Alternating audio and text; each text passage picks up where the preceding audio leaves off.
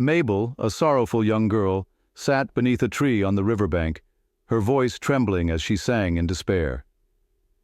Suddenly the waters stirred, and the water god rose from the river. Terrified, she dropped to her knees, begging for mercy and vowing never again to disturb him with her songs. But as the water god advanced, panic seized her. She leapt to her feet and ran as though her own shadow pursued her. The water god gave chase, his presence heavy in the air.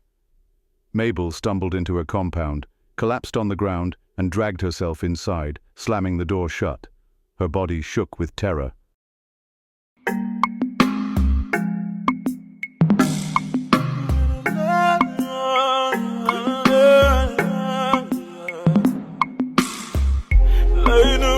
Mabel was born into a polygamous home. Her father missed her. John was a hard-working man respected in their village. He had 2 wives, Mary, Mabel's gentle and kind mother, and Mama Jessica, his proud and domineering first wife.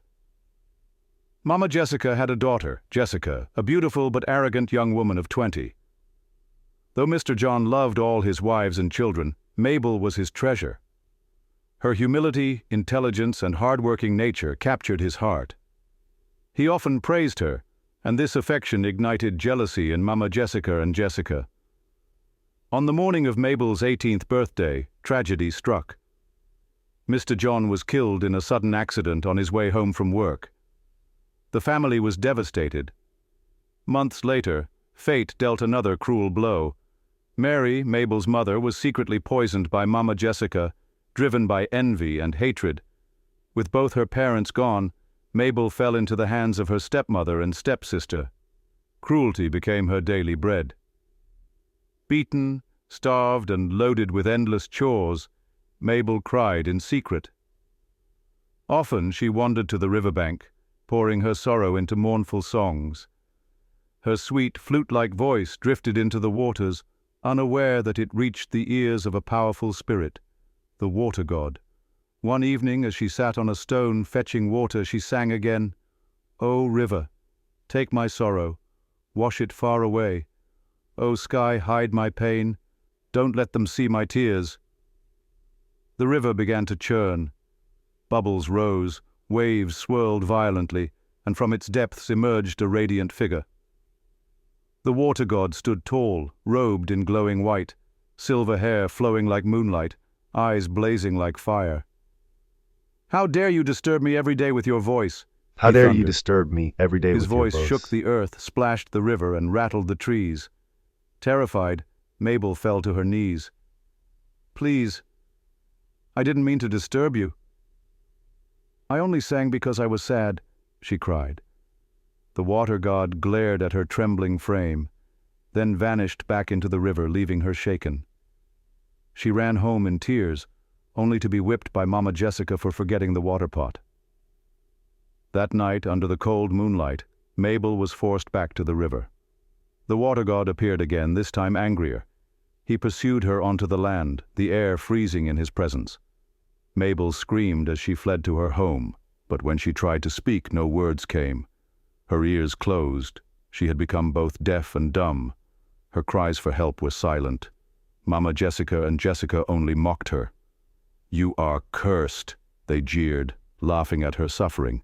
Then, heartless and cruel, they drove her out into the night. At the river, the water god awaited. But this time, his fury had cooled. He tested her obedience, ordering her to walk before him. Lifting his hand toward Mama Jessica's house, he summoned the heavens. The skies blackened, thunder roared, and a storm tore away their roof, drenching their possessions. Their pride crumbled in humiliation. Suddenly, at the riverbank, Mabel's voice returned. Her cry was no longer of sorrow, but of relief. The water god's fiery gaze softened. "The Creator has seen your pain, Mabel," he said. "Your heart is pure. From today you are blessed." He placed a golden necklace in her hands. "But hear me, never return to your stepmother's house." With that, he vanished into the river.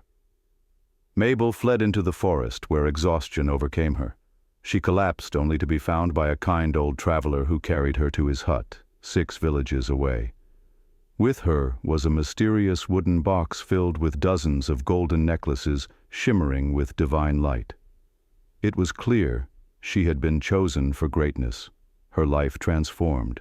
She sold some of the gold, built a new life, and became a beacon of kindness. She bought land, built homes, traded far and wide, and cared for widows, orphans, and the poor. Her name spread like dawn's first light. Meanwhile, Mama Jessica and Jessica sank into ruin. Their roofless home rotted, their crops failed, and a strange sickness gnawed at their bodies. They lived in shame, haunted by the memory of the girl they once despised. The girl now remembered as Mabel, the blessed of the